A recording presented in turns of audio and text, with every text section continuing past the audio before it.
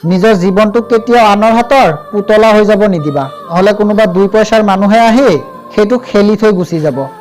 জীৱন নামৰ এখন কিতাপ 1000 পৃষ্ঠাৰে তৈৰি, যাৰ এতিয়াও বহুত পাত আছে পঢ়িবলৈ বাকী।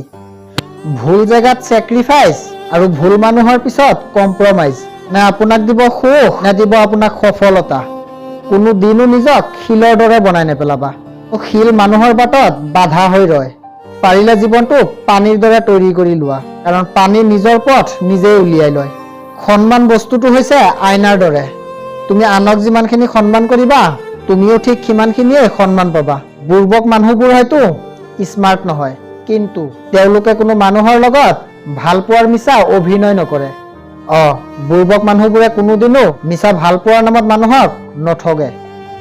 অপৰিচিত মানুহবোৰে 1000 কষ্ট দিলেও যেন কষ্ট দিয়াৰ দৰে নালাগে। মানুহ সহজে নাকান্দে, কাৰণ আঘাত নকৰাকৈ কন্দুৱাবলৈতো আপোন মানুহবোৰেই যথেষ্ট।